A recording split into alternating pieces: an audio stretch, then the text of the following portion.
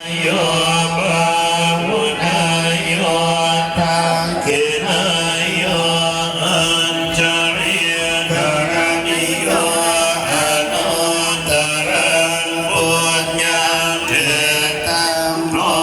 กัสสะทิบาหุสหัสสะมิมิตาสะอุทันตังเตมิหารังมุติตะโกรัสสะนะมานันทานาทิธรรมเวทินาจิตตวามุนินโตตันเตสัสสะภวันตุเตสยามันตารานิมาราติเรตมะปิโยจิตตัสสะภราติโกรัมปนารวะกัมมังกัมมัตตตยาคังคันเยสุทันตวิตินาจิตตวามุนินโนตันเตจะสะภวันตุเตชยมังคารานินาราคิริกัจจวังนาติปาตะภูตังตาวันกิจจังธรรมสุเนว พากันมาบุญใหม่อยู่อาแคเมนมือทางบ้านไปดูเขาดาบุญใหม่อยู่เมืองเฟรนด์คอรีที่เรียกมันกัน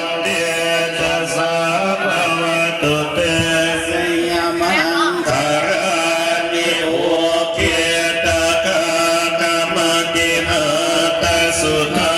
รุตันตังภาวันติโยชนะปะทังกุริมานาวันตังกิเตปิสังฆะตมะโตจิตตวามุนินโตตันเตจะสะภวตุเตชยมังคารานิกตวานากาตมุตระเงวกาปินิยาจินตายาโทปวจนังชนะกายมัจเจสันเตนะโสมวิทินาจิตตวามุนินโตตันเตสัสสะภวตุเตชยมังคารานิสัจจังวิหายมติสัจจกวานะเกตุนวาทาปิโลปิตามานังอติอันตะพุตังปัญญาปะเทียปัสสริโนจิตตวามุนินโนตันเตจะสะภวตุเตชยมังคารานินันโตปะนันตะโพสกันเวพุทธังมหิเตียงพุทธระเทระพุทธเกนะธรรมาปยันโตเอโตปะเทสวิทินาจิตตวามุนินโนตันเตจะสะภวตุเตชยมังคารานิทุกขาปะเทเตปุสเกนะสุทาตาหังทา ที่ลาเรียเซนวัดเชียงแมน ทิตติเมียปิปะกา เวลาอยู่วัดเชียงแมนเมืองเฟรนด์แคลิฟอร์เนียไปดูเขาดาวไม่ลาวอยู่เมืองเฟรนด์คอรีไก ตัวตันเตจะสะภวตุเตชยมังคารามิเอตาปิพุทธชยมังคาราอัตตะกาตาโยปัจจโนทินาทิเนคาระเกมทันเตหิตวานะเนกวิวิธานิจุปันนิโมกังสุขังอเดกมายนโรสัพพัญโยกรุณิโกนาถ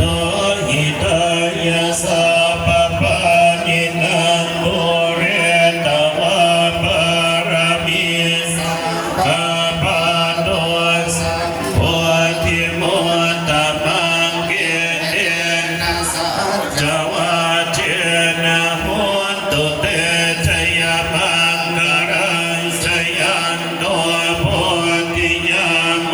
เรยานังนันทิวัฒโนเอวันตวันวิสโยโหนิสยันสุชยมังคาเรกะปันลังเกสิเสปะตะวิโภคาเรหะปิเสเกสัพพะพุทธานังกัปปะโนปะโนตติสุนันทตังสุมังคารังสุปะปะตังตังสุตโนสุโมโหตุจะสุเยทังพระมจามิสุปะทาคินังกัมมังวาจากัมมังปะทาคินังปะทาคินัง ไปดิไปดิพี่ไม่ลาว นิเตเตปะทาคินังปะทาคินังนิกัตวานาราพันธาเทปะทาคิเน รัสมิงปะโพธะปุนังบุรพารัสมิงปะธรรมเมตังบุรพารัสมิงปะสังฆานังทุกขโรกัปปยาวิวันจัยเยสัพพะทุกข์สัพพะโศกสัพพะโรคสัพพะภัยสัพพะเคราะห์เสนียดจันไร สัพพะตัวในสัพพะตัวในขอให้กายเป็นดีขอปีขอเดือนขอปีขอปีขอให้เดือนขอวันขอให้กายขอวันขอให้หายเหมือนน้ำหลากไฟวันใจเยสัพพะทานังสัพพะราพังภวันตุเตระคันตุสุราคันตุนิรัสมิงปะโพธะปุนังอะทะนิรัสมิงปะธรรมเมตังรัสมิงปะสังฆานังทุกขโรกัปปยานวันไสเยสัพพะโศกสัพพะโรคสัพพะภัยขอเสนียดจันไรสัพพะตัวโนสัพพะขอตัวในสัพพะขอตัวใดๆให้กายเป็นดีขอปีขอเดือนขอวันขอให้เดือนขอปีขอให้ทายขอวันขอให้หายหลับไฟกันตุสุรากันตุสัพพะพุทธานุภาเวนะสัพพะธัมมานุภาเวนะสัพพะสังฆานุภาเวนะพุทธรัตนังธัมมรัตนังสังฆรัตนังทินังรัตนังอนุภาเวนะจตุราสิติสหัสธรรมังคันธานุภาเวนะปิตกาตยานุภาเวนะศิลสาวกานุภาเวนะสัพเพเทโรกาสัพเพเทเมยาสัพเพเทอันตรายาสัพเพเทอุปัฏฐวาสัพเพเททุนิมิตาสัพเพเทอวมังคารังมินาสันตุอายุวัฏโกธนวัฏโกสิริวัฏโกยสวัฏโกภรวัฏโกวันนวัฏโกสุขวัฏโกตุสัพพะทาทุกขโร กาตุจุปัตตวะอนิกาอันตรายาปิวินาสันตุจเตจะสาธยาเสียทิธานังลาภังโสทิปะกายังสุขังภรังสิริอายุจวันโนจะโพหังเทจยสวาสตวาสัตอายุจะเทวสิทธิภวันตุเตภวันตุสัพพมังกรังรักขันตุสัพพเทวตาสัพพพุทธานุภาเวนัสสตาโสทิภวันตุเตภวันตุสัพพมังกรังรักขันตุสัพพเทวตาสัพพธัมมานุภาเวนัสสตาโสทิภวันตุเตภวันตุสัพพมังขันตุสัพพเทวตาสัพพสังฆานุภาเวนัสสตาโสทิภวันตุเต ก็ถือว่าจุดลงไปการสวดพุทธคุณธรรมคุณสังฆคุณกระไรในมนต์เถริพระคุณมาห่วงงานทั้งเจ็ดดูหรือว่าประมุขประธานก็เพื่ออาจารย์จ้อยก็ได้มาห่วงงานนำในมนต์มาพิเศษเป็นว่าจะไปห่วงงานมาเพิ่นก็จะมีวัดโอรินอีกทั้ง3ดูกับวัดซีดือตะกุศรีทั้งวัดก็มีผ่าอยู่3ดูคืออาตมาเองก็คือพระปุร้องถ้าพูดเององค์หนึ่งลงมาบ่ไรเพิ่นบ่สบายมื้อนี้เพิ่นว่าเมื่อคืนในอากาศฝนเนี่ยก็ได้เป็นบัดเป็นไอบ่ได้ลงมาเนาะก็มีบอกบุญบอกกุศลก็คือกองบุญก็มีทั้ง2กองหนึงก็สามัคคีเนาะทางวัดแท่แม่ได้จัดขึ้นอีก1กองก็คือแม่ตู้ศูนย์มนท่าแสงตะวันกับพร้อมโดยด้านซ้ายของเพิ่นก็ยังลูกด้านพร้อมทุกๆคนในครอบครัวของเพิ่นก็อุทิศไปหาพ่อเก่าแม่รังเจ้ากรรมนายเวรและสรรพสัตว์ทั้งหลายนั่นก็คือของกองบุญของแม่ตู่สุนทานเนาะแสงตะวันพร้อมด้วยด้านของเพิ่น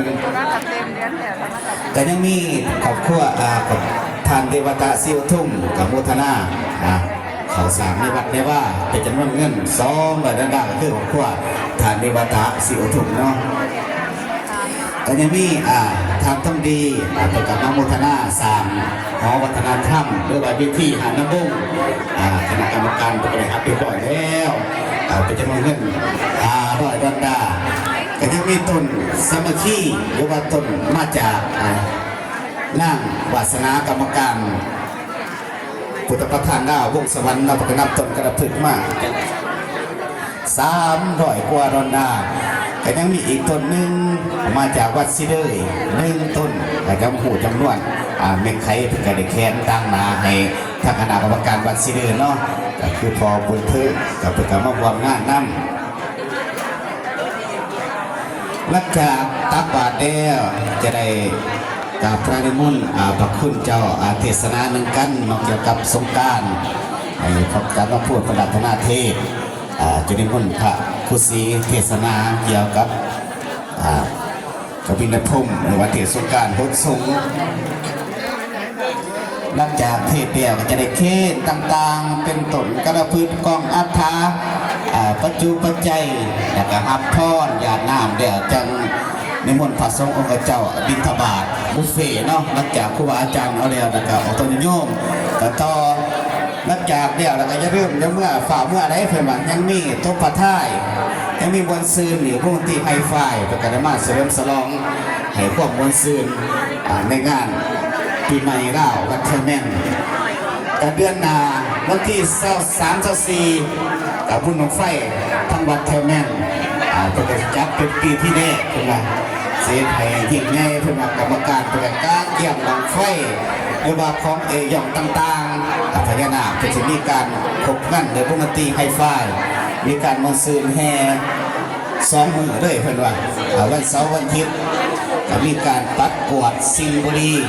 ออกจากเนื้อออกจากโต๊ะออกจากญาติพาหนะในมือนั้นคณะประชุมคณะกรรมการเพิ่นคือพระอาจารย์ต้องพูดถึงภาคกวาดบ้านคณะพลไฟตามมีตามข้องนะเดือนมา คือว่าถึงเดือนหาวันที่3 4จะเป็นวันซื่นกันอีกรอบหนึ่ง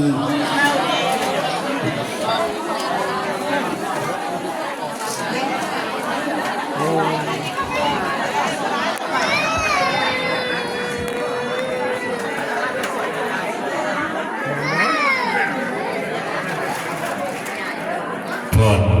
ออกตนเดียดโยมสุขุสุขคนตอนนี้ก็ตักบาตรทั้งเบิดมีอยู่3ทางทั้งซ้ายทั้งขวาทั้งหน้า